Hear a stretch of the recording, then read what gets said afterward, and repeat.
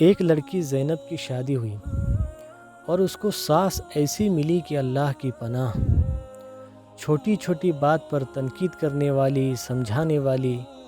میاں بیوی آپس میں بہت خوش تھے، مگر ساس ہر وقت کوئی نہ کوئی مشورہ دیتی تھی، کوئی پوائنٹ ایسا نکال لیتی تھی جس سے اس بچی کا دل دکھتا تھا۔ چنانچہ ایک سال جب اس نے گزارا تو اس نتیجے پر یہ پہنچی کہ اس ساس کی موجودگی میں میری زندگی کبھی خوش نہیں گزر سکتی۔ تو اس کے دل میں ایک نفرت سی آ گئی۔ یہ ایک آنکھ اپنی ساس کو نہیں دیکھنا چاہتی تھی۔ اس کا دل چاہتا تھا کہ زمین پھٹے اور یہ بوڑھی عورت اندر اتر جائے، میری جان چھٹ جائے اس سے۔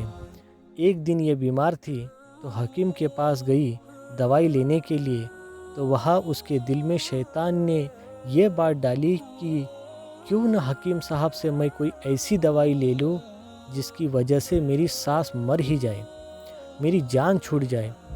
چنانچہ اس نے رو دھو کر حکیم کو بتایا کہ میں بہت دکھی ہوں، بہت پریشان ہوں، آپ میری ہیلپ کریں، مجھے کوئی دوائی ایسی دے دے کہ جو میں ساس کو کھلاؤں اور میری جان چھوٹ جائے۔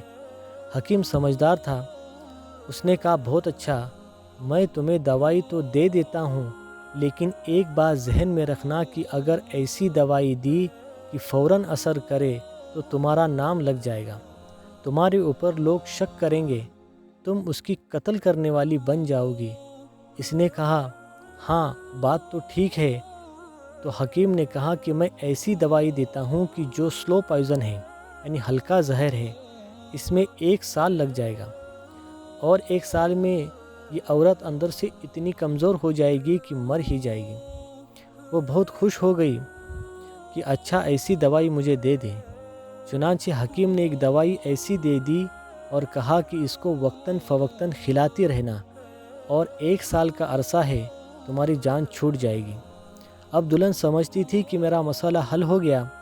حکیم صاحب نے ایک مشورہ اور دیا کہ دیکھو، چونکہ یہ کام آپ خود کر رہی ہو تو کوئی آپ کو مجرم نہ سمجھے، اس لیے آپ کوشش کرو کہ اس بوڑھی کی خدمت زیادہ کرو، اس کے قریب جاؤ، اس کو اپنا بنانے کی کوشش کرو، تاکہ دنیا والے بھی دیکھیں کہ تم تو اس کو بہت اہمیت دیتی تھی، خدمت کرتی تھی، اچھا وقت گزارتی تھی، تو تمہارے اوپر کوئی شک بھی نہیں کرے گا۔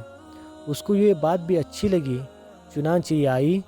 اب اس نے اپنی ساس کو وہ دوائی دینی شروع کر دی، مگر ایک تبدیلی یہ آئی کہ اس نے ساس کو اب ذرا زیادہ وقت دینا شروع کر دیا، ان کا خیال رکھتی، ان کی بات مانتی، ان کا دل خوش کرنے کی کوشش کرتی، تاکہ ساس بھی کہے کہ اس نے مجھے بہت محبت دی، اور خاوند بھی یہی سمجھے کہ میری بیوی نے تو اس کی خدمت کرنے میں کوئی کمی ہی نہیں چھوڑی، وہ اچھا بننا چاہتی تھی تاکہ قتل کا الزام اس کے سر پہ نہ آئے۔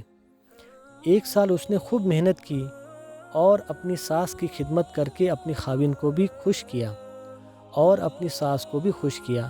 لیکن جب 1 سال گزرنے کے قریب آیا تو وہ تنہائی میں بیٹھ کر سوچتی کہ اب میری ساس مر جائے گی۔ اب اس کے دل کو خوشی کے بجائے غم ہوتا، چونکہ اب قریب ہونے کی وجہ سے اس کے اندر محبت ہو گئی تھی، یعنی بڑھ گئی تھی۔